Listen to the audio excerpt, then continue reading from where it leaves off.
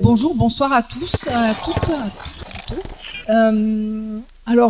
Vous êtes sur la table ronde vers une frugalité assumée des projets. Quelle incidence sur l'accompagnement? On va essayer d'expérimenter un peu la frugalité à travers cette table ronde. Je vais vous solliciter, vous mobiliser déjà, vous qui êtes dans le public, avant de laisser la parole à nos invités. Donc, ce que je vous propose, c'est de vous tourner vers votre voisin de gauche. Et alors, s'il n'y a plus de voisin de gauche, vous vous retournez. Enfin, en tout cas, il faut faire des binômes en restant assis sur votre chaise. Voilà. Donc, comment faire mieux avec moins? Voilà. Est-ce que les binômes sont constitués? Alors, il y a encore des gens qui arrivent. Alors, une fois que les binômes sont constitués, je vais vous demander, en un temps réduit, de partager votre réponse à la question que je vais vous poser. S'il vous plaît, oui, je ne sais pas si vous m'entendez au fond. C'est bon? Oui, c'est OK. Alors, donc vous allez expliquer à vos voisines. Pour moi, la frugalité, vous allez dire ce que c'est pour vous la frugalité. Et moi, je vais chronométrer pendant 2 minutes. Et quand ça va sonner, il faudra faire le silence. C'est OK pour vous? Vous avez un sprint de 2 minutes pour vous raconter ce qu'est pour vous la frugalité. Top départ.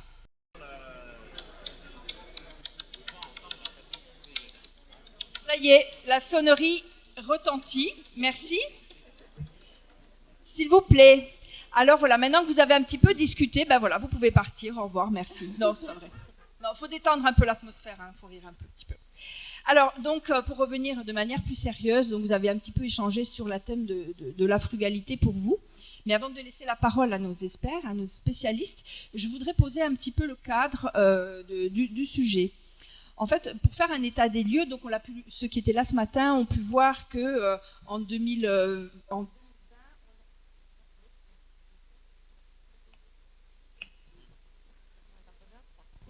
ah ça y est, c'est reparti, pardon. En 2020, il y a eu plus de 850 000 nouvelles immatriculations d'entreprises. Il y a une augmentation de plus 4% par rapport à 2019. Mais ce qui est intéressant, c'est que les 2/3 sont portés par les micro-entrepreneurs, alors qu'en 2017, c'était juste la moitié. Donc, leur part augmente régulièrement depuis les 3 dernières années. Alors, il semblerait que le modèle de la start-up qui a été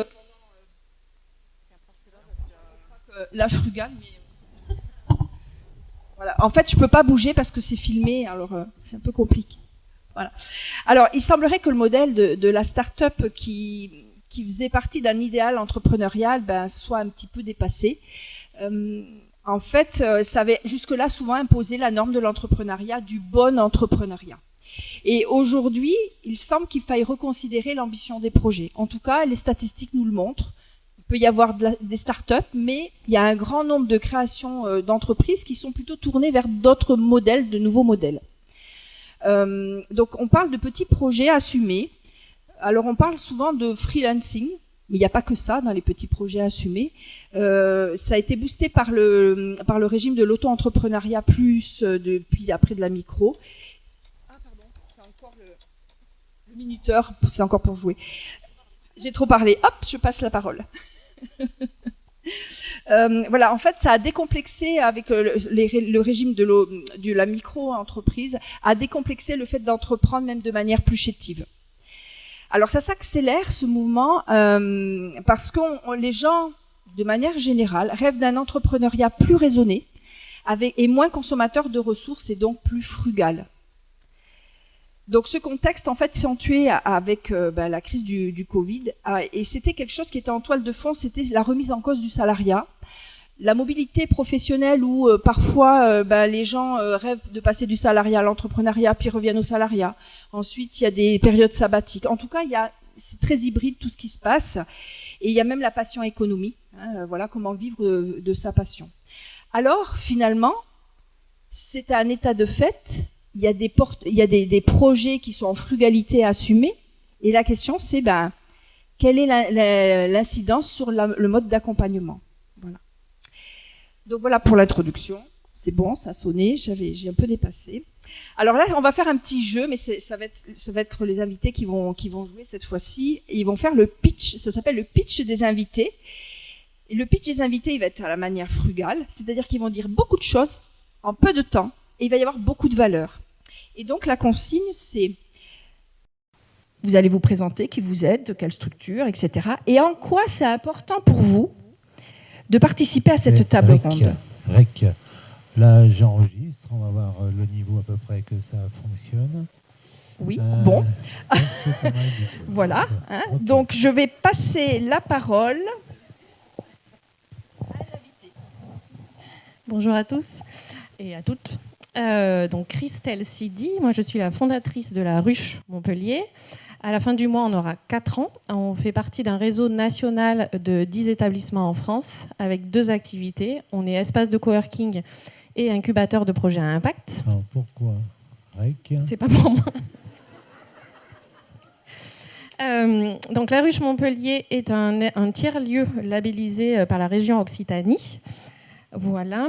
Et puis la question, pourquoi je suis intéressée et très contente de participer. Déjà pour voir, de voir qu'il y a autant de personnes intéressées par cette thématique, voilà, c'est très intéressant. En REC, en et très étonnant, mais voilà. Oui, c'est un vrai exercice complètement. Et après, en fait, je suis chercheuse de formation, et donc pouvoir mettre des mots sur ce qu'on vit à la Ruche depuis plusieurs années et encore plus après la période Covid, c'est très intéressant, et pouvoir échanger avec un chercheur aussi sur ce qu'on vit au quotidien et pouvoir apporter notre expérience à vous qui êtes au quotidien aussi avec des entrepreneurs. Bonjour à tous, je suis Sandrine Maton, je suis la présidente de Créalide depuis novembre 2020. Donc, Créalide, c'est la coopérative d'activité de Montpellier. Pour ceux qui ne savent pas ce que c'est, une coopérative d'activité, c'est une entreprise partagée entre des entrepreneurs. Aujourd'hui, on est 270 entrepreneurs sur des tas d'activités différentes, y compris le bâtiment. Et donc vraiment entreprise partagée, hein, ça veut dire que on est associé de l'entreprise, on décide de l'avenir de l'entreprise, donc de la coopérative, on mutualise des services, on mutualise des outils, on se crée la synergie, on est accompagné individuellement et collectivement, donc il y a une vraie vie de coopérative. Moi personnellement, je suis aussi entrepreneur, c'est-à-dire je mène aussi mes activités d'entrepreneur dans Créalide en parallèle de la présidence. Depuis 14 ans, j'accompagne les entreprises qui développent du logiciel sur leur organisation. Je suis coach agile, entre autres. Et j'ai une deuxième activité que j'ai créée au sein de Créalide en partenariat avec 3 autres créalidiens qui s'appelle Naega, qui est un logiciel d'aide à la gestion de l'eau potable à destination des collectivités et des bureaux d'études. Pendant 9 ans, j'ai aussi été toujours dans Créalide accompagnante, donc on appelle ça des référents d'activité. J'ai accompagné notamment les consultants et formateurs dans Créalide, donc pendant 9 ans, individuellement et collectivement. Et pour terminer la présentation, je suis aussi administratrice de l'Union régionale des SCOP. Voilà, ça c'est une présentation individuelle. Et le sujet m'intéresse énormément. Alors c'est difficile de dire pourquoi il m'intéresse sans définir le sujet, mais le sujet m'intéresse aussi bien parce que c'est une réflexion que je mène moi-même sur mes activités. C'est une réflexion qu'on a entre associés dans Créalide. Et pour moi, c'est un sujet de société carrément, et une réflexion qui est en train de se mener, provoquée, bien sûr accentuée par le Covid, mais je pense pas seulement, mais ça on va en discuter. On va en discuter aujourd'hui, et merci d'être là.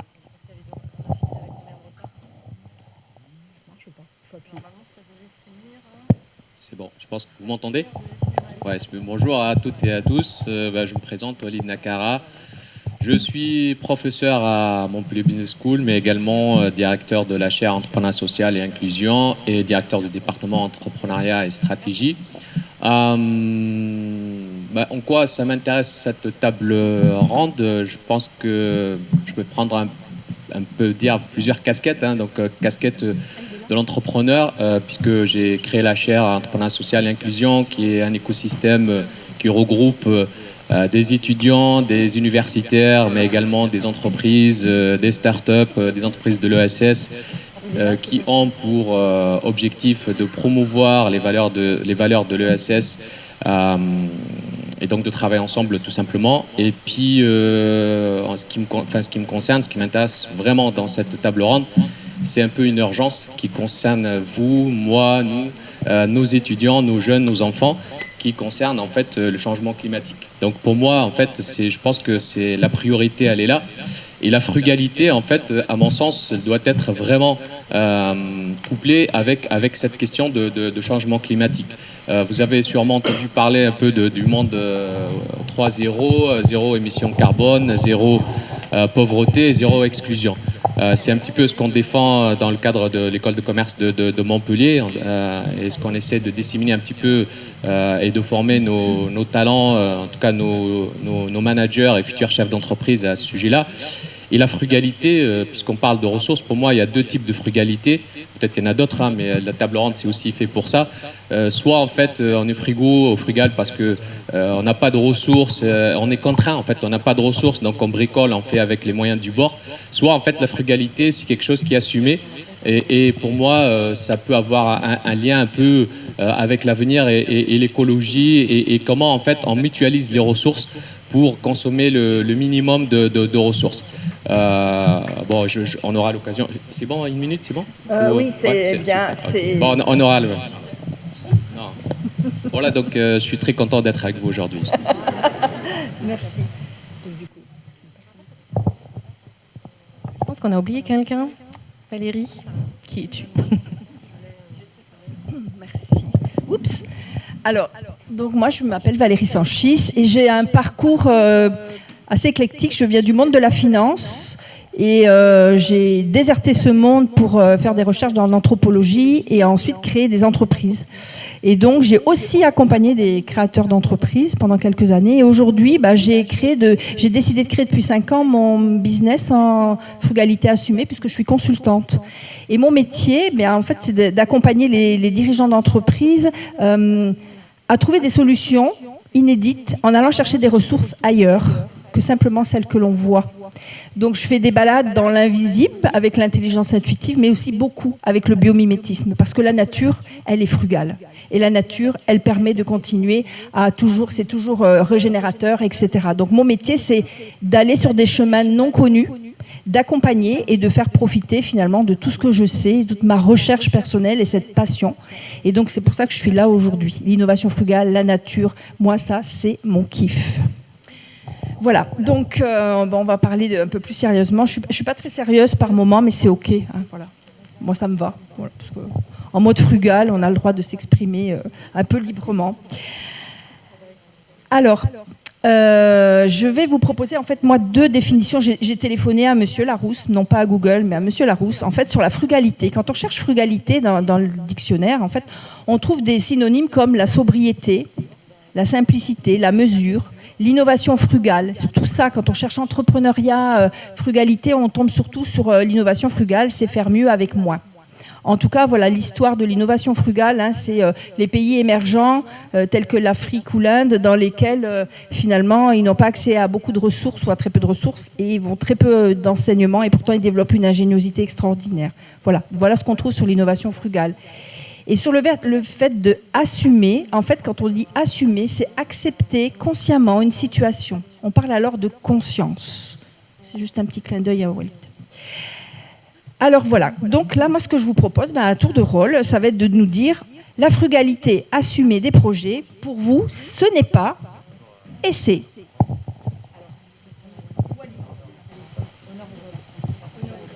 C'est pas une table ronde sur le féminisme, mais quand même. Donc c'était quoi ta question déjà? Alors, la frugalité, assumer des projets, ce n'est pas, et c'est. De 2 manières. Je vais faire à ma manière. Hein. Donc, la frugalité, pour moi, assumée, j'en ai parlé un petit peu au début. C'est, encore une fois, ça me rappelle une conférence en fait, qu'on avait organisée il y a quelques mois. C'était une conférence en mode distanciel, un webinaire, faite par Pierre Rabhi, que vous connaissez tous, sur la sobriété, en fait.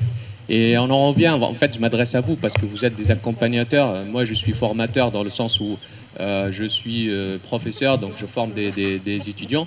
Mais en fait, la question qu'il faut qu'on se pose, c'est comment en fait amener les personnes qu'on forme, qu'on accompagne, en fait, à utiliser le minimum de ressources. Pour moi, c'est ça aussi, c'est assumer un petit peu le fait que comment je regarde mes voisins, mes partenaires, pour en fait consommer moins de ressources. Je vais parler d'un exemple concret qu'on a dans le cadre d'une formation qu'on a organisée juste avant l'été, où en fait...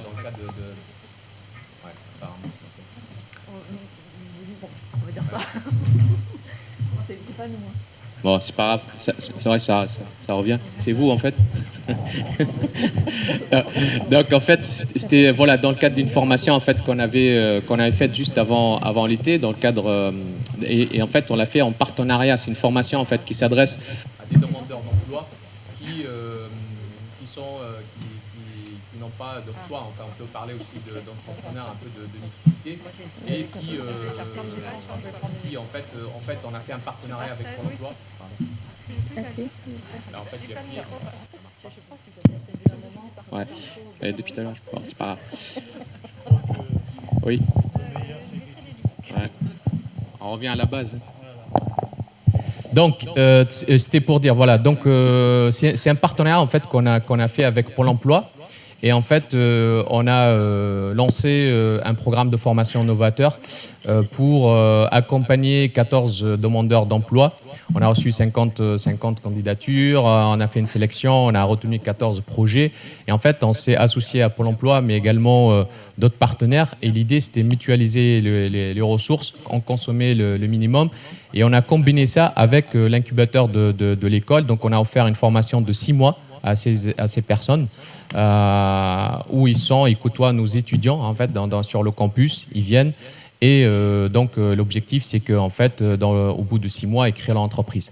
Donc pour moi en fait pour répondre à ta question Valérie, donc la frugalité c'est voilà, c'est mutualiser les ressources, en consommer le minimum pour avoir le minimum d'impact carbone ou si je peux dire, en tout cas avoir consommer le mince de ressources.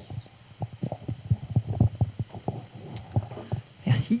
Alors la frugalité, intéressant. Bon, à part le fait que ça fait penser à Astérix chez les Belges, mais à part ça, non, personne ne connaît la référence, d'accord. Alors peut-être travailler la culture avant de parler de frugalité de projet, ça serait bien. Non, le ça est frugal, ça vous dit rien? Ah. J'ai eu peur. Je me suis dit, ça y est, je suis trop vieille, là, ça y est, c'est fini, quoi. Alors, qu'est-ce que ça n'est pas et qu'est-ce que ça est? Bon, Valérie a donné une définition assez claire sur la partie sobriété. Pour moi, déjà, un projet à frugalité assumée, ça n'est pas un choix par défaut. D'ailleurs, c'est pas quelque chose, une frugalité, parce qu'on peut pas faire autrement. C'est vraiment un choix assumé, du coup, donc pas par défaut. Même si peut-être au départ il l'est, mais après il devient assumé. Donc pas une résignation. On n'est pas résigné. C'est pas parce qu'on est obligé de faire ça que c'est frugal. Et je voudrais aussi ne pas l'assimiler à un petit projet, je mets des guillemets autour de petit, on a parlé de la micro-entreprise, on a parlé des choses. Un projet frugal, pour moi, c'est pas forcément un petit projet. Ça peut être un projet qui reste ambitieux, mais avec quand même un souci de optimiser les ressources, de faire avec les ressources qu'on a. Alors, ambition ou pas, tout dépend ce qu'on appelle l'ambition. Hein. L'ambition, on la place un peu où on veut. L'ambition, c'est peut-être pas effectivement de faire le buzz, d'être faire acheter par Google ou de devenir multimillionnaire, mais on a tous peut-être d'autres ambitions. Avoir un impact sur son environnement, avoir un impact sur la vie, vivre sa vie, vivre pleinement.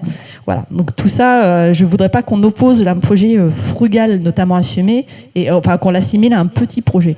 Pour moi, c'est un vrai choix de vie. Et c'est un vrai choix de société, d'où l'importance. C'est la grande discussion qu'on a préparé la table ronde, de mettre à côté entrepreneur par nécessité. Voilà, ça nous a fait hérisser un peu des poils, mais c'est bon, on était bien d'accord à la fin. Du coup, pour moi, ce que c'est un projet frugal, je mettrais 3 cercles. En fait, c'est une personne qui va vouloir se respecter soi, donc respecter l'équilibre vie pro, vie perso. C'est l'équilibre aussi de l'autre, avoir envie de collaborer, de grandir ensemble et aussi peut-être pour le bien commun. Et le respect de son environnement avec le côté justement moindre impact environnemental et avoir voilà, toujours dans cette idée aussi de bien commun et faire chose. C'est vraiment ces 3 et surtout pas un petit projet, on est d'accord. Merci. Alors, ce que je vous propose maintenant à tous les trois, c'est peut-être de nous faire... Vous connaissez les personas? Ça vous parle tous, hein? C'est quelque chose, voilà. Donc, votre challenge à chacun, ça va être de nous décrire 3 personas, finalement, qui sont des profils types que vous pourriez... Alors, c'est pas très bien de mettre dans des cases, mais c'est juste pour qu'on arrive à avoir une représentation un peu de ce que peut être ces personas. Bonsoir à tous, à toutes. Voilà, donc il y a un persona qui cherche à s'exprimer, mais écoutez, on va couvrir la voie. Assumer des projets, quelle incidence sur l'accompagnement? On va essayer d'expérimenter un peu la frugalité à travers cette table ronde. Entendre. Donc, je vais vous solliciter, vous mobiliser déjà, vous qui êtes dans le public, avant de laisser la parole à nos invités. Donc, ce que je vous propose, c'est de vous tourner vers votre voisin de gauche. Et alors, s'il n'y a plus de voisin de gauche, vous vous retournez. Enfin, en tout cas, il faut faire des binômes en restant assis sur votre chaise. Voilà. Donc, comment faire mieux avec moins?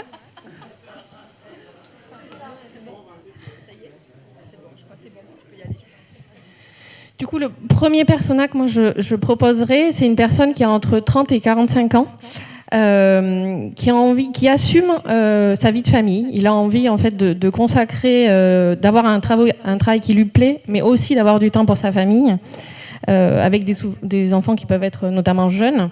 C'est quelqu'un qui a envie de donner du sens et de l'utilité à son travail.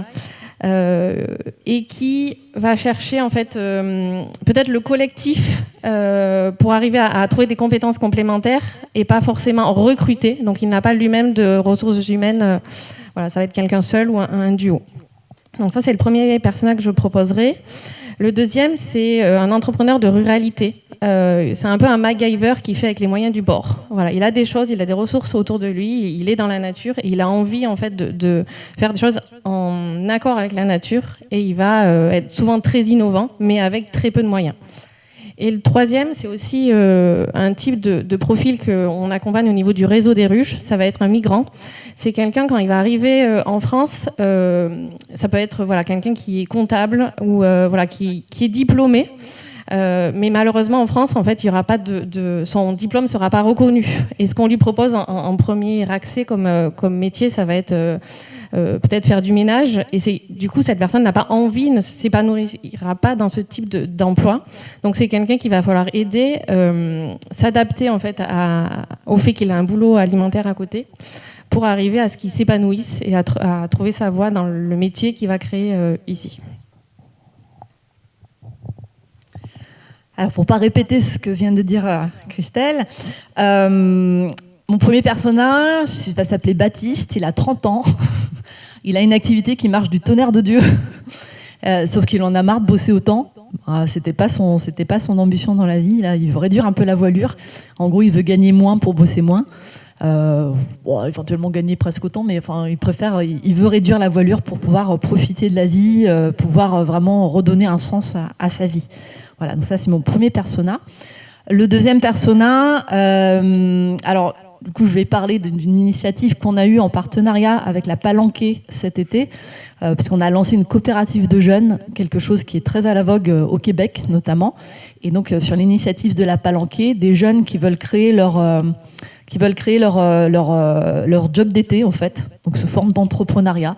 Donc c'est ça mon deuxième persona, quelqu'un qui a pas plus d'ambition que de créer son job d'été, mais ça le met sur la voie de l'entrepreneuriat et c'est peut-être quelqu'un qu'on va retrouver dans l'entrepreneuriat dans le futur. Ça lui permet de réfléchir à plein de choses, à sa position dans la société. Et pour couper l'herbe sous le pied de Walid, mon troisième persona, c'est quelqu'un qui vient des QPV, un quartier prioritaire de la ville, qui... Pardon. Après, t'en feras ce que tu veux des QPV. Et qui, lui, du coup, se lance dans l'entrepreneuriat, peut-être parce qu'initialement, il n'a pas d'autre choix, mais qu'avec un bon accompagnement, il va se retrouver avec une activité...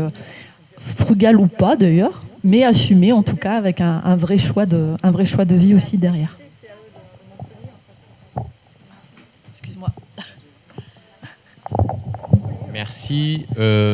Pour moi, je vais parler de 3 personnes, enfin individus moi je les appelle mes héros tout simplement, et je ne sais pas comment en fait ils ont, franchement je suis admiratif de comment ils ont réussi, et ce sont des personnes que j'ai rencontrées dans le cadre de ma recherche puisque je suis enseignant-chercheur.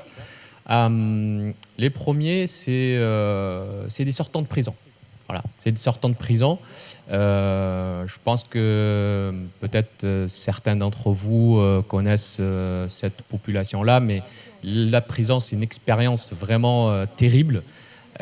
Et en fait, dans le cadre de mes recherches, j'étais amené à rencontrer des sortants de prison qui ont passé, pour certains, 10, 15 ans. Donc autant vous dire que c'est des condamnations de longue durée et qui ont su rebondir, être résilients et réussir à créer leur entreprise. Donc ça, c'est le premier personne. Et vous allez voir qu'en fait, le point commun entre les trois personnes, en tout cas type de personnes, le point commun, c'est la frugalité, parce qu'en fait, ils partent avec rien du tout, et malgré cela, ils ont réussi quand même à rebondir. Et ça, c'est vraiment top, quoi. Le deuxième, c'est pareil, ça c'était plutôt sur la région de Montpellier. Je ne sais pas si Fatima elle est ici ou pas, mais donc elle est partie. Donc on avait travaillé avec une association justement dans un quartier prioritaire de la ville de Montpellier, avec une association qui accompagne les femmes qui ont subi des violences conjugales. Et ça aussi, c'était quelque chose qui m'avait marqué, autant que les prisonniers, parce que pareil aussi, elles partaient avec énormément d'handicaps, de barrières, et au final, elles ont réussi à rebondir. Et le troisième personne dont je suis admiratif, c'est peut-être des personnes issues de ces quartiers prioritaires de la ville, mais surtout qui sont des femmes, tout simplement. Voilà. Moi, j'ai été élevé par 3 femmes. Et si je suis là aujourd'hui, parce que je suis migrant, je suis arrivé ici en France, j'avais 20 ans, j'avais rien du tout. On peut partir que je suis parti de zéro. Et en fait, si je suis là, c'est grâce justement à ces 3 femmes qui ont su toujours me donner la motivation. Et au-delà en fait du rôle qu'elles jouent, je pense que on sous-estime énormément en fait le rôle que ça peut, l'impact que peut avoir en fait une femme, en tout cas sur la société, sur l'entrepreneuriat, etc. Donc ça, c'est un peu mes 3 héros, et je suis vraiment admiratif comment ils ont su cumuler tous les handicaps qu'on peut avoir, mais rebondir et être résilient, et ça, je trouve vraiment top, quoi. Pardon, qu'est-ce qu'il y a ? Comment ?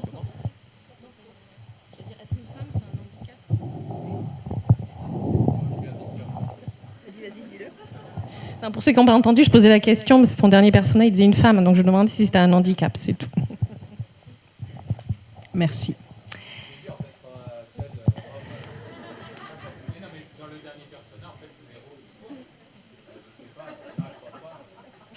Solidarité masculine. Ouais. Non, mais il y a de la bienveillance autour de cette table. On se partage le micro, tout va bien. Alors, maintenant, peut-être, pour qu'on continue à faire, à bien poser le cadre pour que vous ayez des clés de lecture par rapport aux expériences de nos experts, c'est peut-être, on va parler des leviers de motivation. Finalement, si on devait comparer les leviers de motivation des entrepreneurs type start-upper, ou des entrepreneurs par nécessité, ou des entrepreneurs de frugalité assumée, en fait, quels sont leurs leviers de motivation intrinsèques ? Qu'est-ce qui va les mettre en mouvement ? Donc voilà, donc je vous propose de comparer les 3 finalement, en quoi c'est semblable, en quoi c'est différent, et de peut-être illustrer par vos expériences. Voilà, je propose que nous passions le micro à Walid.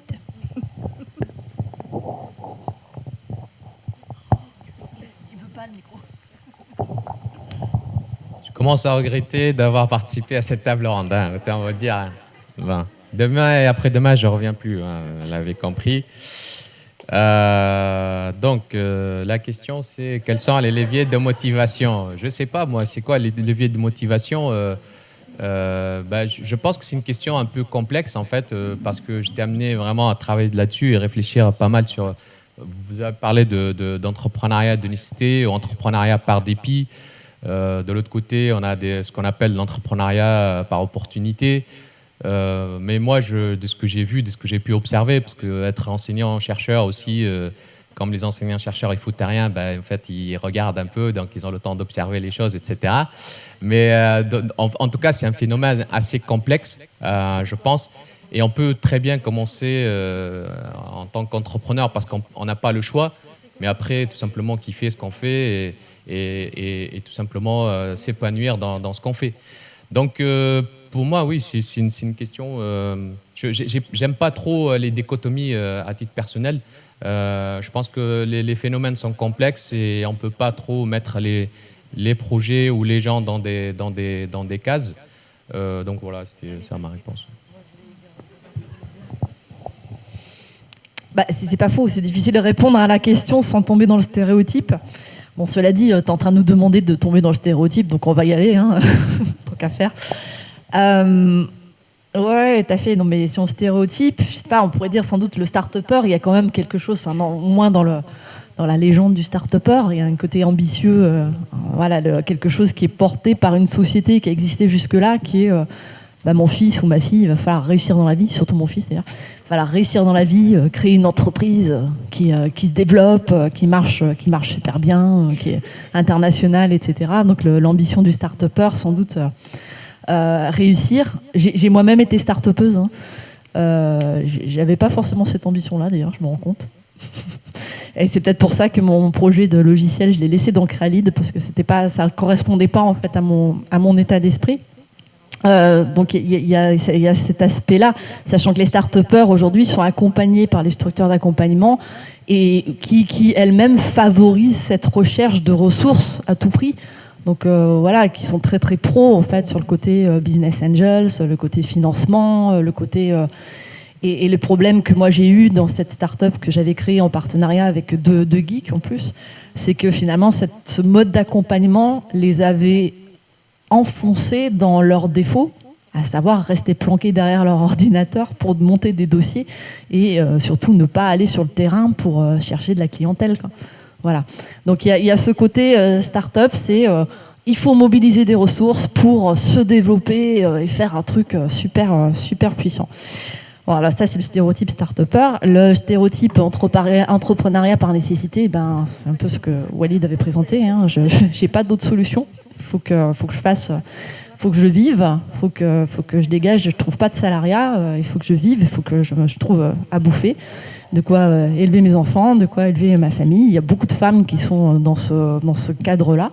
C'est souvent elles, du coup, qui arrivent avec leurs petits projets bien modestes. Et du coup, par la suite, on verra justement comment accompagner ce genre de projet. Donc là, l'entrepreneuriat par nécessité, par définition, hein, le levier de motivation, c'est la nécessité. Il faut bien vivre, il faut bien bouffer.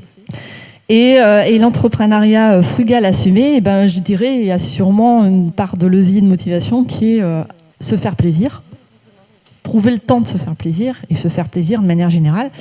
Et puis peut-être le challenge aussi, de faire plus ou pareil avec moins de ressources. Enfin, je sais que pour moi, pour le coup, c'est un vrai challenge intellectuel. C'est comment je peux faire mieux avec moins, finalement. Et ça me motive. Juste pour rebondir à ce que tu dis, je pense que une table ronde, il faut mettre un peu aussi de piment pour que ça fait aussi. Mais en fait, je ne suis pas sûr d'avoir compris ce que tu viens de dire parce que, en fait, pour moi, ce sont deux choses différentes en fait. C'est-à-dire que être entrepreneur frugal, on peut être entrepreneur de nécessité et être frugal. On peut être entrepreneur d'opportunité et être frugal. On peut être start-upper et on peut être frugal en fait. Donc pour moi, ce sont deux choses différentes. C'est pour ça.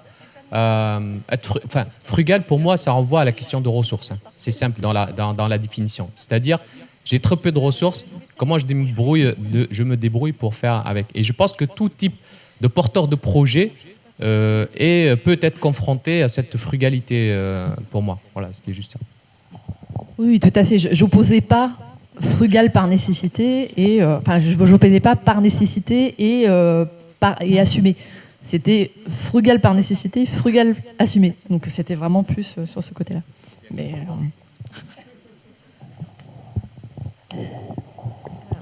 Moi, j'aimerais vous partager un exemple de deux personnes qui échangeaient au sein de mon espace. Il y avait une personne qui n'était pas à la ruche, mais qui était la cliente d'une de mes coworkeuses. et qui disait, parce que ça fait à peu près 3-4 ans qu'elle a créé son activité, elle était toute contente parce qu'au lieu d'être sur le terrain, elle travaillait, elle disait aujourd'hui, moi mon activité, je travaille avec 8 freelances, je fais juste du commercial, je vais chercher des clients et je place en fait ces personnes chez les clients. Donc elle était très contente parce que du coup, son chiffre d'affaires était il a été exponentiel. Pardon. Mais finalement, elle, ce qui la faisait kiffer, c'était le fait de comprendre le besoin du client et après de placer des clients. Voilà. Donc, elle n'avait pas de salariés directement, mais elle travaille avec des freelances. Mais voilà, elle a fait grossir comme ça son activité. La deuxième, elle, au contraire, elle disait non, moi, ce qui me plaît, c'est d'être sur le terrain. Je n'ai pas de ressources humaines, je ne travaille pas en fait avec des freelances. C'est moi qui vais chercher mes clients, je choisis mes clients. C'est une chance de pouvoir se permettre de choisir. Mais j'ai envie de rester sur le terrain. Je ne donne pas... voilà, donc je ne peux pas avoir... peut-être... mon chiffre ne peut pas être exponentiel. J'ai le chiffre que j'ai en fonction du temps que j'ai à y consacrer. Mais en tout cas, je suis sur le terrain. Je fais quelque chose qui me plaît. Et j'ai aussi du temps à consacrer à ma vie personnelle. Donc voilà, il y avait la confrontation. Alors l'une était client d'autre, c'était intéressant, mais voilà, elle avait testé la deuxième d'avoir un moment un alternant en disant non, finalement avec l'alternant, il faisait le travail sur le terrain et plus moi. Donc ça, elle était frustrée d'être moins en contact avec le client. Donc voilà, c'était.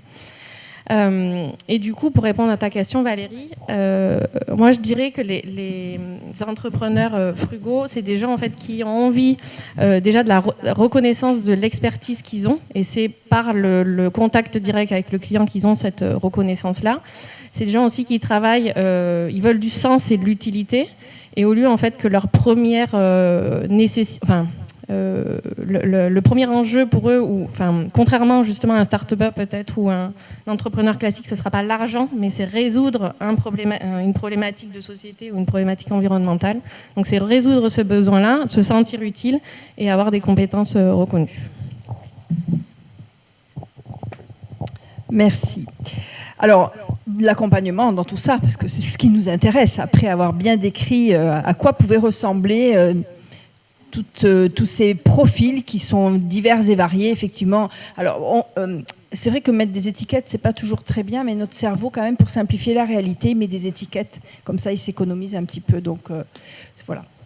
On sait qu'on a besoin de mettre des étiquettes, mais on le met en conscience, donc ça va. Alors, l'accompagnement dans tout ça, en fait, moi, ce que j'avais envie de vous poser comme question, et je vous la pose, finalement, comment on accompagne ce type d'entrepreneuriat, de frugalité assumée ? Quelles sont leurs demandes, leurs besoins, exprimés ou non, finalement? Et puis, quelles sont vos réponses en termes d'accompagnement? Est-ce qu'il y a des outils, des techniques? Qu'est-ce que vous avez expérimenté? Donc, je ne sais pas qui veut le micro, parce que du coup, je laisse le choix. Qui a envie de commencer?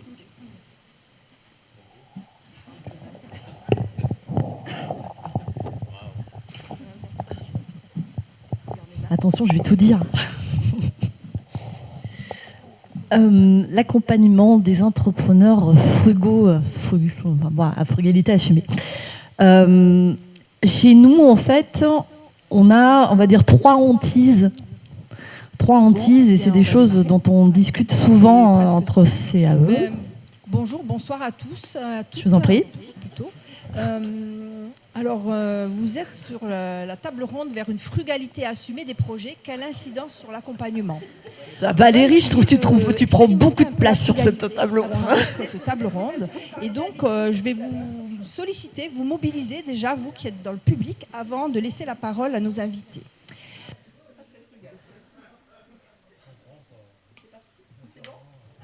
Ok. Donc je disais, nous avons trois hantises. Enfin, on en a plein, mais on en a trois en particulier. La première, c'est l'auto-esclavage. Donc notamment ceux qui arrivent chez nous en disant moi je suis là pour profiter de la vie, le persona que Christelle a décrit tout à l'heure, 40-50 ans, je veux profiter de mes enfants, profiter de la vie, puis qui finalement a une activité qui se développe à fond et qui profite pas du tout de la vie et qui finit par finalement être encore pire que son ancien manager, qui finit par vraiment être presque plus dur avec lui-même que son ancien manager. Donc l'auto-esclavage. Donc ça, on a un œil là-dessus. On garde beaucoup ça en tête. Le deuxième, c'est l'autocensure. Donc là, je suis plutôt sur le persona de la femme qui vient des quartiers QPV, pour caricaturer encore, et qui arrive avec son petit projet. Mais si ça se trouve, la modestie de son projet et le fait qu'elle finalement utilise peu de ressources ou développe peu ou autre, c'est peut-être pas du tout assumé, c'est peut-être juste qu'elle s'auto-censure, elle croit pas en elle, elle n'a pas cette assurance en elle. Et donc, du coup, l'accompagnement va beaucoup jouer sur le côté, justement, faire prendre confiance, et conscience, et vérifier que cette frugalité, c'est vraiment un souhait ou c'est pas juste de l'autocensure. Voilà. Et le troisième point, je l'ai zappé, le troisième point. Le troisième point, la hantise, et une réflexion se font beaucoup les coopératives d'activité, c'est est-ce que on n'est pas en train aussi de temps en temps d'entretenir des situations précaires et qu'on devrait arrêter cet accompagnement et plutôt orienter les gens vers d'autres choses parce que justement on en a des petits projets, on a des gros projets mais on a aussi des petits projets, on a des projets frugaux plus ou moins assumés et est-ce qu'on n'est pas en train d'entretenir des situations qui n'auraient pas lieu d'être s'ils n'étaient pas en coopérative d'activité ou s'ils n'étaient pas accompagnés et dans ce cas-là les orienter vers autre chose. Donc ça c'est des points de vigilance qu'on a beaucoup sur l'accompagnement, donc vraiment détecter très tôt. Est-ce que la frugalité, elle est vraiment assumée ?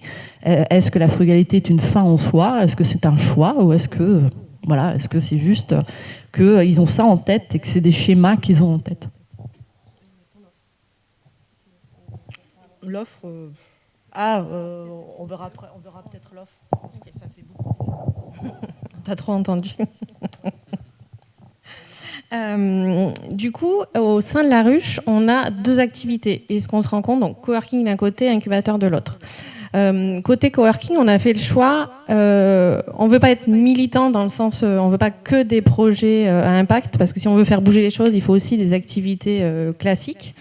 Mais du coup, à ce moment-là, on va se retrouver plus dans les valeurs de la personne qui vient chez nous.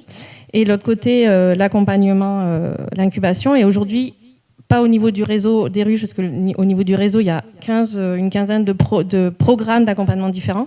Mais au niveau de la ruche Montpellier, on est sur l'accompagnement des audacieuses, donc que des femmes, ou au moins une femme dans les fondatrices, qui a un projet à impact. Et on se rend compte en fait que ces deux activités sont vraiment enrichissantes pour les deux côtés, parce que vous avez déjà des personnes en activité, soit à leur compte, soit salariées, et qui aiment beaucoup en fait faire part de leurs compétences et de leur expertise votre voisin de gauche. aux porteurs de projets. Et alors s'il n'y a plus de voisin de gauche, vous vous retournez, en pénible, binôme, en restant assis sur votre chaise. Voilà. Donc comment faire mieux avec moins? Voilà. Est-ce que les binômes sont constitués?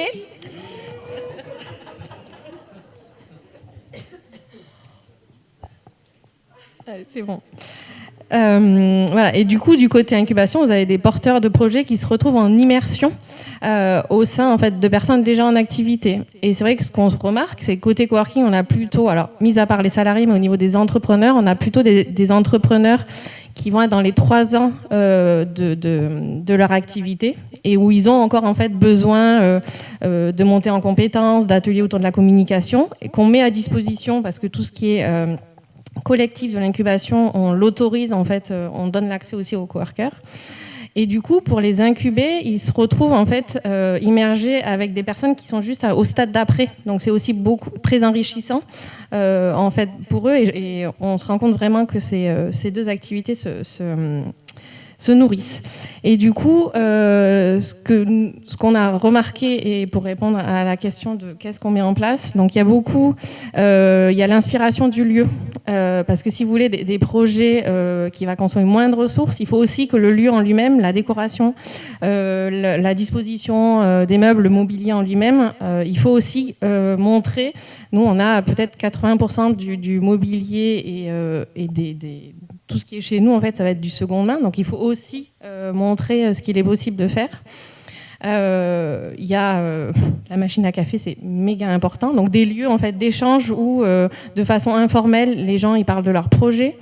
On entendait ce matin dans la conférence, il parlait d'accompagnement ludique, mais c'est vrai que les événements, un repas thématique ou des choses comme ça paraît anodin. Mais nous, toutes les semaines, en fait, on a un déjeuner où tout le monde est invité. Et du coup, chacun fait un tour de table en disant où il en est, ses réussites, ses échecs, est-ce qu'il a des besoins. Donc ça, en termes de mise en réseau, là, l'entrepreneur frugal qui n'a pas de ressources humaines et qui est peut-être expert dans son domaine, mais qui n'a pas pas assez de compétences, par exemple comptables ou d'avocats, des choses comme ça, le fait de pouvoir parler et échanger en fait avec d'autres personnes, c'est très riche. Donc ça, c'est pas compliqué à mettre en place, mais c'est vraiment utile. Voilà, on a des ateliers de co-développement, on a beaucoup en fait, c'est ça, de mutualisation pour essayer en fait de diminuer l'investissement initial des porteurs de projets et une mise en réseau.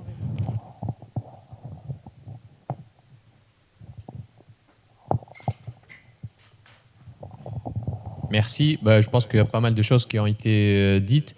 Je vais être super succinct en fait pour juste vous parler d'un exemple, enfin de l'exemple que j'ai évoqué tout à l'heure avec vous au sein de MBS quand je vous ai parlé qu'en fait on a accompagné 14 demandeurs d'emploi pour la création de leur entreprise. En fait, ce qu'on rencontre, en tout cas sur la région de Montpellier, je ne connais pas tous les territoires, mais c'est qu'en fait, en termes d'accompagnement, en termes d'incubation, etc., je pense qu'on a quand même un écosystème très dense et qu'en fait, vraiment, on a vraiment tout ce qu'il faut sur le point, je dirais, technique. Quand on a fait ce programme de formation, en fait, on voulait faire quelque chose de novateur. Parce que les gens qu'on a accompagnés, il y en avait certains qui ont été au BIC, Alter1Cube ou autres. Hein. Et aujourd'hui, dans les retours en fait, anonymement, ce qu'ils ont vraiment adoré dans le programme qu'on a fait, c'est l'expérience qu'ils ont vécue avec nous. En fait. Donc, c'est une expérience qui était riche, le fait qu'ils viennent sur le campus, qu'ils côtoient nos étudiants, tous les soft skills qu'on leur a appris, l'esprit de groupe, la cohésion, en fait, plein de petits paramètres comme ça. Hein. Bien sûr, la formation, elle est robuste, solide sur le point technique, compétences techniques, parce que en fait, tous les intervenants, les consultants, les coachs en fait, qui interviennent, ils travaillent avec nous hein, au sein de MBS et pour tout vous dire, voilà, une sélection très très élevée.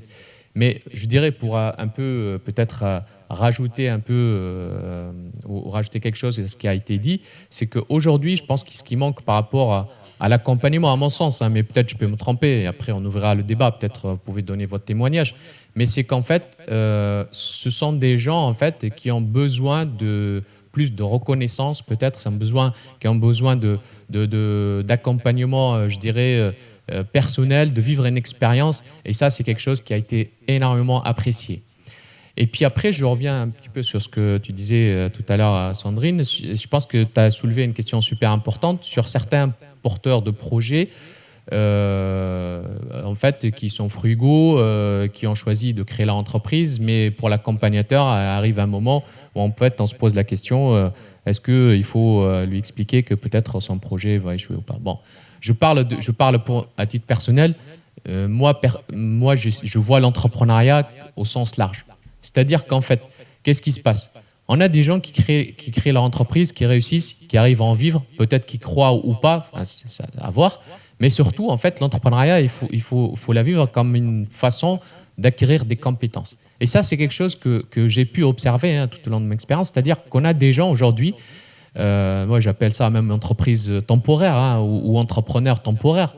C'est-à-dire qu'il va créer son entreprise et puis ça marche pas, il acquiert des compétences, il va avoir des accompagnateurs comme vous, des organismes, Créalid, d'autres, la ruche, etc. Ça marche pas, c'est pas grave, il rebond, il trouve c'est une façon pour lui de refaire son réseau ou son capital social, de rencontrer des gens, et ça lui permet tout simplement de trouver un emploi salarié. Il peut travailler 2, 3 ans, 4 ans, 5 ans, et rien ne l'empêche après de revenir à l'entrepreneuriat. Donc c'est-à-dire qu'aujourd'hui, en fait, il n'y a rien qui est figé en fait. Et l'entrepreneuriat, il faut le voir au sens large. C'est-à-dire que nous, en tant que formateurs, éducateurs, on n'est pas des briseurs de rêves. Moi, j'ai envie de dire d'amener la personne jusqu'au bout. Et après, c'est à elle, si jamais elle sent que ça ne marche plus, on parle, etc. Mais après, voilà, il ne faut pas fermer la porte. Donc l'entrepreneuriat, il faut le voir un peu au sens large.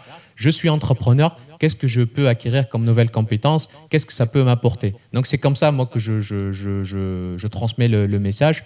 Et c'est comme ça que je vois les choses. Pour compléter, parce qu'effectivement, du coup, j'ai pas trop parlé de l'offre Créalid, mais évidemment, nous, on est beaucoup sur la mutualisation, hein, la coopérative. On est aussi à la fois sur la coopération et la collaboration. Je rentrerai pas forcément dans les détails de tout ce qui est partage de pratiques, tout ce qu'on fait en interne. Nous, on n'est pas sur les locaux, contrairement à la ruche. On est vraiment plus sur l'accompagnement, le partage de pratiques, les collectifs, la mise en avant, communication commerciale commune, un site web dans notre site web, des marques, enfin des pôles d'activité mis en avant. Je voudrais élever le débat sur le côté sociétal. Avec des informations qui sont quand même importantes au niveau. Donc, je fais partie du conseil d'administration de l'Union régionale des SCOP. Donc, les SCOP, le monde des sociétés coopératives. Donc, le mouvement des SCOP et des SIC qui s'est réuni il n'y a pas très très longtemps sur la convention nationale, et on a inscrit officiellement. On l'inscrira officiellement au congrès de mars. On a inscrit officiellement dans les résolutions que le mouvement des SCOP devait être moteur dans la transition écologique. Alors, ça va peut-être vous surprendre, ça y était pas hein, jusque-là dans le truc. Bon, vraiment être moteur de la transition écologique. On a de grosses discussions là-dessus. Au niveau de Créalid, les associés ont aussi décidé que on voulait faire beaucoup plus de choses là-dessus. Et donc, du coup, dans nos missions, c'est accompagner les entrepreneurs à réfléchir à leur impact sur leur environnement. On va pas imposer les gens à faire de l'écologie. Puis ça veut dire quoi déjà l'écologie? Tout le monde n'est pas d'accord sur ce que c'est que l'écologie, etc. Sur est-ce que je fais du conseil en éolien? Est-ce que je suis écologiste? J'en sais rien. Voilà, on ne veut pas débattre là-dessus, mais en tout cas accompagner les gens à réfléchir à leur impact sur l'environnement. Et ça, c'est des choses qui vont être très importantes. Et Walid, je vais te relancer la balle. Parce que donc du coup, pour faire tous ces accompagnements-là, bon, moi déjà je suis agiliste, donc l'agilité, on est vraiment sur le côté... et c'est aussi l'état d'esprit de Créalid, c'est-à-dire qu'on va sur le terrain. On n'est pas là pour réfléchir pendant 1 an à son projet, faire un business plan sur 5 ans et dire bah voilà, il faut plein de ressources pour dans 5 ans être les rois du monde. On est à Créalid pour aller sur le terrain. C'est-à-dire qu'on rentre dans Créalid, paf, pas le lendemain mais presque, on est sur le terrain, on va se confronter son projet à des prospects, à des prescripteurs, voilà, on est actif. Voilà, et tout ça, ça rejoint l'agilité, ça rejoint le fait d'y aller par étapes. On n'est pas en train de mobiliser des tas de ressources qui peut-être dans 1 an s'avéreront complètement inutiles parce qu'on est complètement à côté de la plaque. On y va vraiment dans le concret, pas à pas, en définissant des étapes avec des plans d'action réguliers. Et ça me fait penser à quelque chose qu'on aime beaucoup aussi à Créalid, c'est l'effectuation, dont Walid est spécialiste et dont il n'a pas parlé quand même.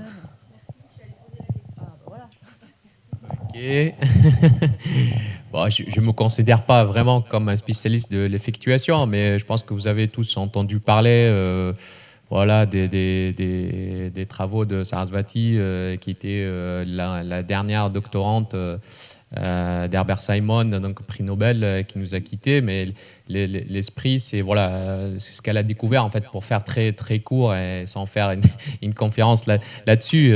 L'effectuation, c'est en fait... l'entrepreneuriat, c'est pas juste un business plan, voilà, où on va réfléchir à son modèle économique. C'est un chemin tout tracé. L'effectuation, c'est tout simplement apprendre en marchant, hein, comme on dit, mais c'est quelque chose que tout le monde fait au final. Il n'y a rien en fait, d'exceptionnel. Je vois Marie, donc c'est quelque chose qu'on fait déjà. C'est un grand mot qui a été bien marketé, mais pour moi... tous les entrepreneurs sont effectueux. C'est-à-dire que j'ai jamais vu un entrepreneur voilà, faire un business plan et son business plan qu'il a fait à l'instant T, en fait, c'est le même au bout de 2-3 ans à la sortie de la création d'entreprise. Tous, en fait, on apprend en marchant et puis on modifie au fur et à mesure, au fur des rencontres, au fur de l'ajustement.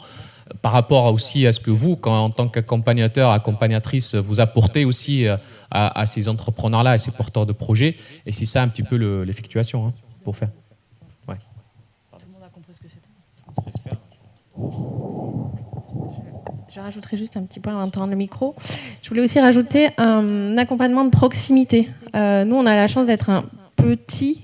j'ai sorti le mot incubateur, mais on a des promotions en fait de petite taille à moins de 10 personnes, et c'est vrai que ça nous permet en fait vraiment de faire évoluer au fur et à mesure de l'accompagnement le contenu, d'aller chercher des experts en fonction des besoins.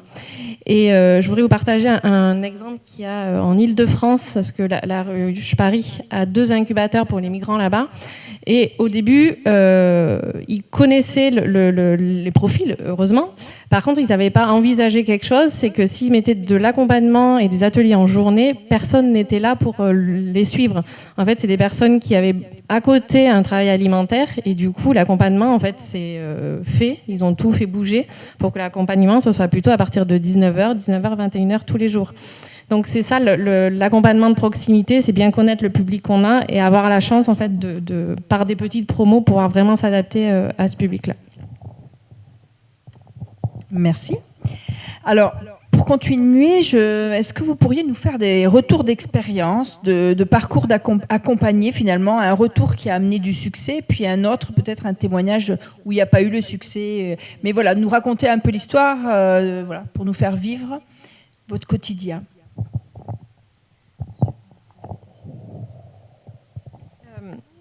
J'ai les 2 exemples. Alors, je vous parlerai d'abord de 2 personnes d'un duo d'audacieuses, donc 2 femmes d'Occitanie qui avaient un projet. Bon, je lance le projet d'auberge de jeunesse éco-responsable. Du coup, elles ont suivi le parcours chez nous pendant 9 mois. Au cours du projet, on les a aidées à monter un dossier pour un autre incubateur local, ce qui était très intéressant parce qu'on a pu vraiment co-accompagner ces projets.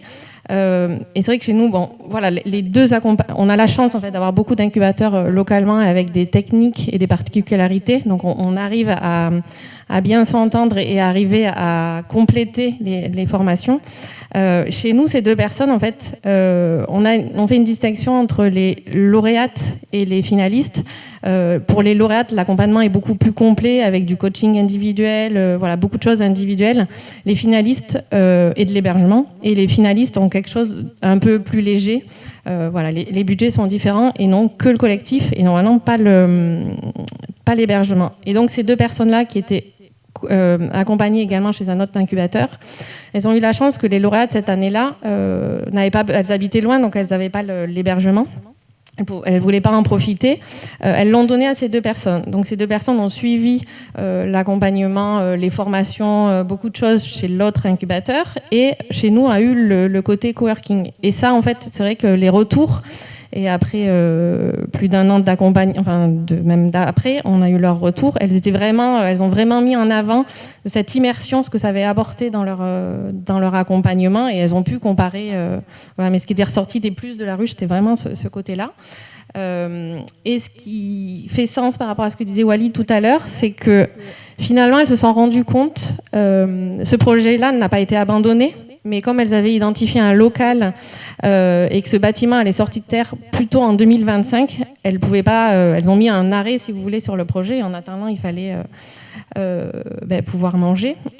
Et du coup, ces 2 personnes-là ont trouvé des postes à responsabilité sur Montpellier, toutes les 2, pour des structures qui voulaient essaimer sur le territoire d'Occitanie, et donc les compétences entrepreneuriales qu'elles avaient acquises pendant ces 9 mois dans les 2 incubateurs ont été vraiment le facteur déclenchant pour trouver leur emploi. Donc c'est vrai qu'aujourd'hui, quand on nous demande des statistiques d'emplois créés suite à ça, elles n'ont pas créé leur entreprise, mais je trouve personnellement que, et avec leur retour, elles étaient très contentes, elles ne regrettent pas ce qu'elles ont fait, parce que voilà, elles ont trouvé des boulots vraiment très intéressants. Après, est-ce qu'en 2025, le projet sortira de terre ? Au prochain Procréa, je pourrais vous dire. Voilà, donc ça, c'était le côté qui avait marché. Le côté, là, ça sera très court, qui n'a pas fonctionné. Je voudrais juste, par rapport à plein d'exemples en fait, que je pourrais vous citer, mais la difficulté quand on est sur cette thématique de frugalité et de personnes qui veulent vraiment créer parce qu'il y a du sens, c'est pas parce qu'on fait quelque chose qui nous plaît et qui a du sens, on a tendance à s'oublier. C'est pour ça que je vous disais le côté quand même prendre soin de ça, c'est très important. parce qu'on a quand même pas mal de personnes qui, comme elles veulent répondre à un besoin et elles sont vraiment investies dans cette mission, dans cette utilité, elles ont tendance à s'oublier et on a aussi, ça mène quelquefois à du burn-out. Donc nous, accompagnants, il faut qu'on soit aussi très vigilants sur ce point-là. Et voilà, et on a eu le cas l'année dernière, une personne en cours d'accompagnement a arrêté parce que voilà, elle n'est pas rentrée dans les détails. Elle a dit mais aujourd'hui ma santé ne me permet plus de continuer. Elle avait déjà eu un burn-out dans son activité en tant que salariée et finalement elle a mis cette même fougue dans son projet entrepreneurial et elle est revenue à nouveau. Voilà. Donc soyons vigilants sur ce point-là. La question n'est pas facile. Si, oh, des exemples, c'est pas ce qui manque. Bon, déjà, ça veut dire quoi, réussi, pas réussi? Parce que c'est vrai qu'il arrive que des gens partent de chez nous, hein, partent de Créaline, mais comme le disait Walid tout à l'heure, bah, ça reste une expérience. Hein, ça reste. Donc il y a des gens qui partent parce que leur activité ne marche pas, mais qui vont en général faire autre chose, et ça reste une expérience. Il y a des gens qui partent parce que justement ils veulent développer plus autrement que dans la coopérative. Donc là, c'est là que je vais avoir des exemples peut-être plus parlants. Donc peut-être juste pour illustrer deux oppositions, je vais prendre l'exemple de Naïga, justement un de mes projets, donc qui est un logiciel, hein, donc totalement potentiellement un candidat start-up. Hein. D'ailleurs, il y a eu un accompagnement par le BIC à un moment donné. Naïga, pour l'instant, on a choisi de le laisser dans Créalid. C'est-à-dire qu'aujourd'hui, on n'a pas de salariés. On est des partenaires, on est plusieurs entrepreneurs en partenariat et notre modèle, c'est d'aller chercher en fait des partenaires dans les autres CAE de France pour avoir des représentations locales, puisqu'on bosse avec des collectivités, c'est bien d'avoir des représentations locales. Donc on joue à fond en fait ce côté, profitons des ressources qu'on a dans les coopératives d'activité. On ne veut pas justement jouer ce jeu de aller chercher des ressources financières, embaucher des gens, peut-être avoir des investisseurs extérieurs. On garde la maîtrise du projet. Alors c'est sûr que le développement du coup est forcément moins rapide que si on avait tout ce financement, toute cette chose-là. On est dans un domaine où on peut se le permettre, parce que je vous avouerai que les collectivités vont pas très très vite non plus sur le côté innovation, donc on peut encore se le permettre. Il y a des domaines où on ne pourrait pas se le permettre. Il faudrait aller vite, bien, et donc avoir des ressources. Donc ça, qu'on soit clair là-dessus. Mais c'est un choix. Pour l'instant, on garde ce choix-là. On garde en tête que peut-être à un moment donné, on va le sortir. On sortira sans doute plutôt en SIC, enfin en tout cas en société coopérative, mais peut-être qu'on va on va le sortir de Créalid, c'est possible. Et le deuxième exemple, du coup, que je poserais ou pas, moi j'ai beaucoup, quand je faisais de l'accompagnement à Créalid, j'ai beaucoup co-accompagné justement les projets portés par le BIC notamment, donc les projets d'innovation technologique, qui venaient dans Créalid parce que finalement ils avaient besoin d'une raison sociale, ils avaient besoin de pouvoir facturer, ils n'étaient pas encore prêts à créer leur structure, à créer leur entreprise, donc ils venaient à Créalid pour pouvoir facturer.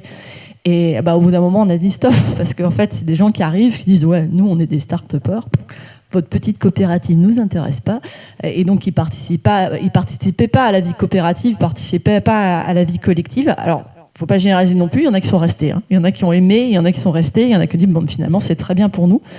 Voilà. Et forcément, on est limité, hein. C'est-à-dire qu'on n'embauche pas des gens. On peut prendre des CDD, on peut prendre des stagiaires, on peut prendre des alternants, mais on prend pas des CDI. D'ailleurs, on est assez contre. Parce que finalement, c'est le salariat, hein, c'est l'exploitation du salarié par l'entreprise. Hein. L'entreprise fait son beurre sur le dos des salariés, hein, pour schématiser. Donc c'est vrai que c'est un état d'esprit différent. Le co-accompagnement de ces projets, incubés dans les incubateurs d'innovation, notamment technologique. Voilà, c'était deux exemples qui me paraissaient parlants. Et donc le deuxième, bien sûr, était beaucoup moins frugal. Pour éviter qu'on soit trop redondant, en fait, c'est spécial comme question, parce que qu'est-ce que c'est que le succès, quoi, hein, je sais pas moi. Moi, j'adore l'échec, honnêtement. Voilà. Moi, je pense qu'on apprend énormément de l'échec. Je commence mes amphis avec mes étudiants. Quand ils arrivent à l'école, premier cours, et je leur souhaite pas de la réussite, je leur souhaite de l'échec. Voilà. Donc je leur dis, crachez-vous, échouez, faites des choses, crachez tout simplement. Et moi, pour moi, voilà, on apprend toujours. Quand on réussit, c'est très bien. Quand on ne réussit pas, c'est très bien aussi. C'est mon côté peut-être positif aussi. Peut-être vous allez rigoler, j'en sais rien. Mais moi, c'est toujours comme ça que j'ai fonctionné. Quand ça ne marche pas, je réessaye ou je change de stratégie, mais je lâche jamais. Voilà, pour moi, je continue. Et c'est un peu le message que je transmets à mes étudiants, mais également à mes formés, les gens avec qui je travaille. Après, les déceptions, je dirais, c'est pas des échecs, mais les déceptions pour moi, en tant qu'accompagnateur, c'est quand je vois que la personne, a quelque chose qui s'est éteint en fait. Voilà, je parle ça avec un peu d'émotion parce que j'en ai vu des gens comme ça. Mais c'est un peu le rôle du coach aussi. Et c'est un petit peu ce qu'on a essayé de développer dans les programmes de formation qu'on a à l'école de commerce de Montpellier, où on a énormément un focus sur le coaching et comment justement passer ces moments difficiles. Mais voilà, moi le chèque, honnêtement, ça ne veut rien dire pour moi et j'adore ça en fait, voilà, tout simplement. Ok, alors j'ai un micro, c'est bon. Walid, si tu veux bien garder le micro pour les dernières questions. En fait, je vous pose à tous les trois, est-ce que si vous aviez 2 tips à donner pour faire un super accompagnement pour ce type de porteur de projet, ça serait quoi ? Deux infos clés, voilà. Tu veux bien commencer, Walid ? C'était quoi ta question ? C'était sur mon téléphone là. Non, je rigole. Oui, pardon. Je sais pas. C'est quoi des tips ? C'est quoi ? Je sais pas, débrouille-toi, t'aimes bien l'échec. Ouais, c'est un grand écart là que tu as fait. Hein. Non, je demandais en fait si tu avais comme ça là, on imagine tu as 2 conseils à donner à quelqu'un qui veut accompagner ce type de porteur de projet, ça serait quoi ? 2 conseils rapides. J'aime pas, je suis pas donneur de leçons, je sais pas, moi faut pas lâcher, je sais pas, comme ça. Moi encore une fois, on parlait de l'échec juste avant, mais ouais, faut rêver dans la vie, il faut continuer. On a vu tous, on est passé par des moments difficiles. Franchement, comment vous dire ça ? L'entrepreneuriat maintenant, il faut que ce soit un acte militant en quelque sorte. Je sais pas. Là, il faut parler que entrepreneuriat humaniste, entrepreneuriat qui a du sens. Et surtout, encore une fois, je suis un peu relou sur la question, mais en fait, c'est la priorité aujourd'hui, c'est le climat, voilà, tout simplement, en fait. Et moi, j'en fais personnellement, c'est personnel. Pour moi, je sais pas, on va tous peut-être crever si on fait rien. Là, à Paris, j'étais la semaine dernière dans une table ronde, il y avait 3000 ou 4000 congressistes. C'est un événement international, en fait, sous l'égide de la présidence de la République. Il y avait des gens de partout, ça parlait écologie, émissions carbone, mais entrepreneuriat social, etc. Et en fait, tous les experts, ils sont unanimes à ça. Donc moi, je me dis qu'en tant qu'accompagnateur aujourd'hui, c'est comment, en fait, tout simplement amener tout le monde, en fait, aujourd'hui, à aller dans ce sens-là. Voilà. Et si on arrive à faire ça, je pense que vraiment, on va faire un truc énorme. Là, on parlait d'éducation, comment éduquer nos enfants, etc. Et moi, à un moment, j'ai dit, mais on ne va pas avoir le temps. En fait, c'est pas, on le fait, c'est vrai. Toutes les écoles de commerce, d'ailleurs, peut-être vous vous êtes posé la question, quel est le rôle d'un prof dans une école de commerce qui vient parler de ces thématiques-là. MBS, depuis 2008-2009, on était la première école à avoir un peu, je ne sais pas comment on appelle ça, c'est quoi le label ? Voilà, label diversité, RSE, sur ces thématiques-là, etc. Toutes les écoles de commerce aussi le font, toutes les universités. Mais je pense qu'on n'a pas le temps. Là, il faut agir dès maintenant. Et vous, nous, en fait, tous les accompagnateurs, on est concernés. C'est-à-dire que moi, systématiquement, j'essaye, en tout cas, à chaque fois que j'ai un entrepreneur en face, ou un porteur de projet, j'essaie de voir avec lui comment, à notre niveau, à son niveau à lui, il peut apporter quelque chose par rapport à cette thématique-là. Voilà, je ne sais pas, j'étais lent, pardon, je ne suis pas organisé, mais bon. Non, mais j'adore tes tips, merci. D'accord ? Tu finisses. Du coup, les 2 tips que moi je donnerais, c'est sur le côté donc accompagnement vraiment sur mesure, mais c'est prendre en compte le projet, mais aussi le projet de vie du porteur. Ne pas, voilà, si on a eu le cas voilà, d'une personne qui était enceinte, ne pas lui faire construire un business plan qui ne tient pas compte de cette phase où elle va être complètement sous l'eau et sous les hormones, pas pour faire plaisir en fait au banquier qui va la recevoir. Donc voilà, tenir compte de l'environnement de la personne, son projet de vie. Et après, quand vous la mettez en contact avec un réseau, voilà, si par exemple quelqu'un est vraiment un projet très engagé qui répond à des enjeux environnementaux, ne pas la mettre en contact avec quelqu'un qui va faire de la communication classique ou du commercial bien classique, mais essayer de trouver du marketing responsable ou des choses comme ça. Trouver en fait des accompagnants et des parties prenantes en fait en adéquation avec la personne. Si vous voulez vraiment qu'il y ait un lien de confiance qui se crée et que l'accompagnement soit utile, il faut trouver les bons interlocuteurs pour les mettre ensemble. Tu peux finir. C'est sympa. C'est compliqué de vous donner des conseils, surtout si vous êtes là, c'est que je pense que le sujet, vous êtes déjà sensible. Qu'est-ce que je pourrais dire ? Le premier type, peut-être, c'est de sortir des schémas traditionnels et de l'ego, parce qu'en fait, c'est l'ego, hein, c'est ça. C'est ah ouais, on a un projet qui a réussi, on a un beau projet, et c'est moi qui l'ai accompagné. Donc il y a peut-être ce côté un peu égo. On est content d'avoir des projets qui réussissent au sens traditionnel du terme, ce qui n'est pas forcément la définition de la réussite de tout le monde. Donc ça, c'est peut-être le premier conseil. Donc réfléchir sur soi-même, sa posture, en fait, ce qui nous motive, même nous, en tant qu'accompagnants. C'est-à-dire, qu'est-ce qui va nous motiver, qu'est-ce qu'on considère comme une réussite sur l'accompagnement. Et le deuxième, voilà, pour faire une conclusion très sociétale aussi, c'est que je pense qu'on a, en tant qu'accompagnant, un vrai rôle à jouer pour faire changer les mentalités aussi au niveau des financeurs, au niveau des décideurs, au niveau des banques, à tous ces niveaux-là. Alors j'étais contente d'entendre qu'ils allaient peut-être changer leurs critères là au niveau des financeurs publics, hein, mais bon, les indicateurs, on va voir. Hein. Mais en tout cas, je pense qu'on a un vrai rôle à jouer à ce niveau-là, et je nous conseillerais de nous mettre nous-mêmes en réseau, en fait, de nous mettre ensemble, en fait, pour arriver à faire suffisamment pression sur la société pour qu'elle change ses critères, et que la réussite, c'est pas que d'être en bourse, c'est pas que d'être acheté par Google, c'est pas que d'être milliardaire, c'est pas ça la réussite, et l'accompagnement, c'est pas mener tous les projets vers ça, c'est pas ça. Et ça, il faut que, je pense que nos financeurs, tous ceux qui finalement donnent quand même un minimum de pouvoir aux entrepreneurs, il faut aussi qu'ils en soient conscients, voilà, et qu'on a un rôle à jouer là-dedans. Merci.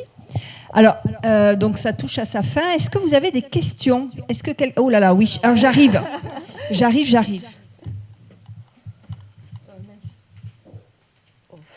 Le masque.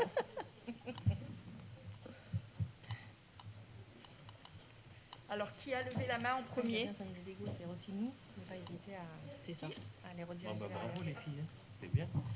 Oui, bonjour.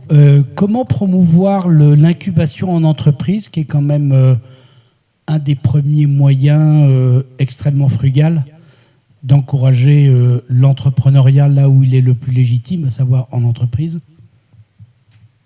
Donc l'intrapreneuriat, quoi. Oui. C'est ça ?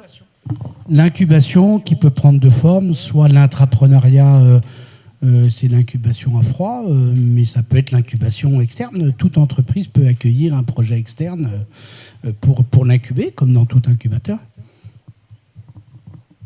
Qui veut répondre ?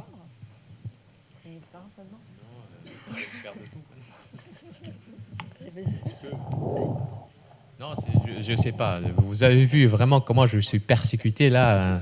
C'est en fait, voilà, je suis expert de l'effectuation, de la frugalité, de l'intrapreneuriat. Donc, votre question, monsieur, c'était comment encourager l'intrapreneuriat, c'est ça ? L'intrapreneuriat, c'est une chose, mais l'incubation, c'est-à-dire dire à une personne, permettre à des TPE, PME, oui. Il y en a déjà plein qui le font, d'accueillir des projets qu'elles incubent, comme tout incubateur, mais sauf qu'elles l'incubent dans un univers qui est un univers d'entreprise. Et c'est un moyen de mutualiser les moyens, les expériences, et de mettre quelqu'un qui veut entreprendre dans un univers où, a priori, l'entrepreneuriat est censé être vivant, parce que l'entreprise ne serait pas vivante si l'entrepreneuriat... Ah, bah tiens. Ok, c'est bon. Une question rapide. En fait, ensuite, il y aura un petit exercice à faire. Alors, ne vous échappez pas. On a un dernier exercice après les questions. Juste un tout petit élément de réponse. À la fois, c'est très pertinent d'accompagner et de sensibiliser les entreprises à faire de l'intrapreneuriat. Pour l'intrapreneur, au niveau des ruches, il y a des entreprises qui nous démarchent pour mettre en place cette démarche-là. L'avantage pour un intrapreneur de créer dans cette situation-là, c'est vrai qu'il y a des ressources humaines, il y a les moyens de l'entreprise, il y a beaucoup de choses à disposition de l'entrepreneur qui sont intéressants. Par contre, la vraie problématique, c'est que il faut que l'entreprise soit beaucoup plus agile, parce qu'il faut aussi laisser l'entrepreneur libre du projet qu'elle choisit, même si ça peut aller aussi contre le projet de groupe et les projets de l'entreprise lui-même. Donc des fois, ça c'est un peu contraignant et ça peut brider le projet de l'intrapreneur. Oui, alors en termes de frugalité, je suis très bon débat, mais je suis resté un peu sur ma faim. Parce que tous les exemples que vous avez donnés sont extrêmement pertinents, mais j'ai l'impression qu'il y a une dichotomie qui est faite entre je crée une entreprise pour laquelle je bosse et j'ai plein d'employés et j'ai plein de salariés, ou je suis tout seul. Et c'est l'exemple que vous avez donné, à l'exemple d'un seul. Et moi, je me considère comme étant un entrepreneur frugal. Et la première frugalité à laquelle je tiens, c'est mon propre temps. Ce qui ne veut pas dire que je ne veux pas bosser moins pour gagner moins. Non, c'est tout le contraire. Je ne veux pas bosser pour gagner le plus possible. Et pas forcément en ayant des salariés et des employés. Un exemple, en fait, et vous avez cet exemple, c'est Sandrine Maton avec Créalide, qui n'a pas d'employés, qui n'a pas de ressources en propre, mais qui utilise en fait des réseaux, qui utilise de la sous-traitance. Et en termes de création d'entreprise, il ne faut pas non plus retirer ces entrepreneurs-là qui ont de l'ambition, mais qui ne rentrent pas, on l'a vu tout à l'heure et vous l'avez noté, sur les critères classiques de reconnaissance du succès. Et essentiellement, en fait, ça se compte sur le nombre d'employés, le nombre de jobs qui ont été créés. C'est pas que ça. C'est en fait l'activité qui est créée, c'est utiliser les ressources qui sont là. Voilà, c'était juste ma remarque. Et je pense que, Madame Maton, vous avez, avec Créalide, vous avez plein d'exemples à donner de comment vous vous organisez. Et j'aurais, en fait, si c'est une question que je peux poser, c'est finalement quel est le modèle que vous avez, comment est-ce que vous travaillez avec les autres, qui puisse nous inspirer à nous pour l'accompagnement de ces projets, qu'on puisse se servir comme modèle. Alors, juste tenais à préciser, je l'ai bien dit tout à l'heure, un projet frugal assumé, c'est pas forcément un petit projet. Donc là, on est bien d'accord qu'on peut tout à fait avoir une ambition. Simplement, on ne répond pas à des critères habituels, c'est clair. Si je prends l'exemple de Naega, c'est un peu ce que j'ai dit tout à l'heure, c'est que on travaille, on va dire, on est un peu tous sur le même plan. On est associés en fait. On est des associés, on s'associe avec d'autres entrepreneurs pour créer une autre activité. Et ça, dans Créalide, on en a de plus en plus. Comme l'esprit collectif est de plus en plus en marche, il y a de plus en plus de synergie, donc de plus en plus de nouveaux projets qui se créent, des gens qui créent des nouvelles marques, des nouveaux produits ensemble, mais du coup ils sont sur le même plan. C'est pas un manager avec des salariés, c'est vraiment une association. Pareil, quand j'ai dit on veut créer des partenariats avec d'autres CAE et des entrepreneurs d'autres CAE, on est sur un mode partenariat. On est entre adultes, si j'ose dire, c'est pas parent-enfant, on est adulte-adulte, et puis on y trouve chacun notre compte, et on est plus fort, en fait, ensemble, on est plus fort que chacun dans notre coin, quoi. Voilà. Donc c'est ce modèle-là, effectivement, qui marche super bien, et qui fait qu'on est plus fort. Je sais pas si ça répond à votre question. Bonjour et merci. Alors, ma question, c'est s'il y en a une, quelle est la perception d'un ou d'une entrepreneur frugal sur l'augmentation des prestations ou des accompagnements payants? Des prestations, pardon, j'ai pas entendu. Des prestations ou des accompagnements payants.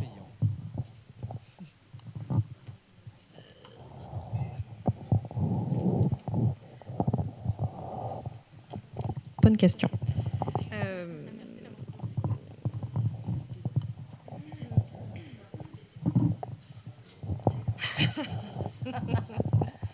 Faut que je répète ou...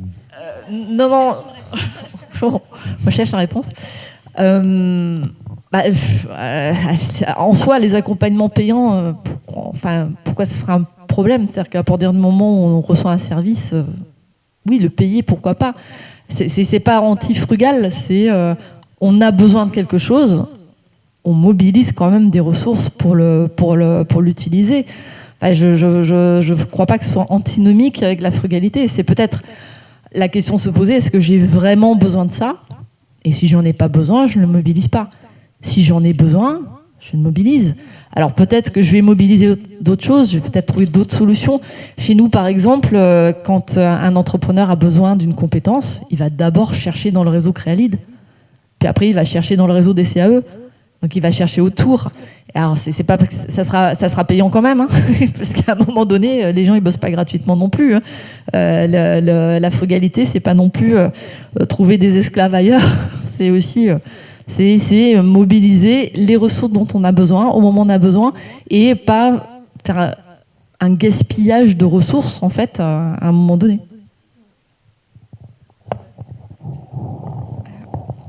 Il y a peut-être 2 éléments de réponse. Aujourd'hui, c'est pas la règle générale, l'accompagnement payant, donc il va falloir faire changer les pratiques. C'est sûr que si on commence à faire payer un accompagnement alors que tous les autres incubateurs sont gratuits, voilà, on aura peut-être un peu moins de succès. Par contre, ce que je vois chez nous, donc vous avez vraiment les porteurs de projets, mais vous avez aussi des entrepreneurs, comme je vous disais, la majorité ont moins de 3 ans d'activité et ils sont à la recherche aussi de tous les ateliers qu'on leur propose et ils payent un abonnement tous les mois de coworking. Donc ils sont prêts à payer pour le service, pour les ateliers d'intelligence collective, pour les montées en compétences qu'on propose. Donc ils payent finalement aussi un accompagnement. Ça porte pas le nom d'incubation, mais ils sont prêts à payer. Et là, dernièrement, justement, j'ai eu une visite et la personne me dit par rapport à là où je suis aujourd'hui, ça va me coûter 120 € de plus. Mais je suis persuadée que l'apport que vous allez m'apporter pour mon projet va me permettre d'avoir beaucoup plus de chiffre d'affaires et je ne verrai pas cette différence de 120 € par mois. Mais il ne faut pas croire que les accompagnements financés par les pouvoirs publics soient gratuits. Hein, on les paye d'une façon ou d'une autre, de toute façon. Donc là, c'est simplement qu'il y a une autre façon de mobiliser des choses, de mobiliser des ressources. Voilà. C'est une question qu'on s'était posée. Hein. Enfin, je fais partie de... la CPCLR avait beaucoup travaillé aussi sur la réflexion, du coup aussi avec Marie-Laure. Et du coup... voilà, qu'est-ce qu'on fait nous en tant que consultants qui faisons payer nos services face justement à des entreprises, des start-upers qui ont l'habitude finalement de ne rien débourser pour être accompagnés. Pour eux, du coup, ça veut dire presque que l'accompagnement n'a aucune valeur. C'est triste. C'est triste. Il a de la valeur cet accompagnement, bien sûr. Et donc, moi, je trouve que c'est presque bien qu'à un moment donné, il y ait peut-être moins de financement public et puis que les entrepreneurs se rendent compte, oui, non, ce que vous nous apportez en tant qu'accompagnant, ça a de la valeur et ça se paye. Hein. C'est pour ça qu'on a aussi beaucoup de porteurs de projets qui passent d'un accompagnement à un autre, ils picorent là où ils veulent parce que c'est vrai qu'ils n'ont peut-être pas la reconnaissance de la valeur de ce qu'on leur apporte. Bonjour, Julie Levesque de Commune Opportunité. Donc... Pardon, j'enlève le masque carrément. Julie Levesque de Commune Opportunité. Moi, je me considère aussi comme entrepreneur frugal, donc avec plaisir pour discuter. Et pour autant, moi, on m'a mis dans la case start-up et donc je suis des accompagnements de start-up. Et officiellement, je suis une entreprise de l'économie sociale et solidaire. Alors, je dis je parce que c'est moi, mais en vrai, on est 3 associés et on a 3 employés. Je pense que déjà, on peut être une entreprise comment dire, j'espère qu'on fait du bon management et que les gens ils sont contents de travailler pour nous, même si on n'est pas une scope, même si voilà. Et à ce côté-là, on est très horizontal et on espère vraiment que tout le monde va se développer.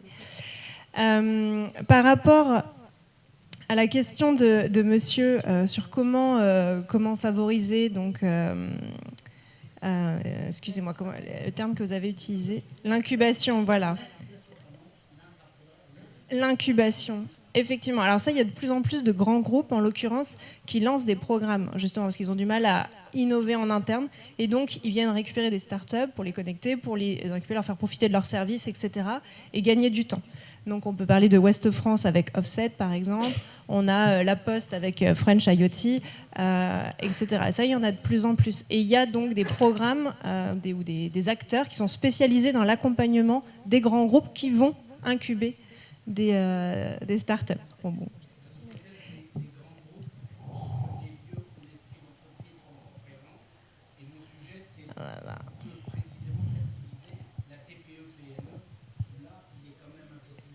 Et en quoi est-ce frugal, du coup?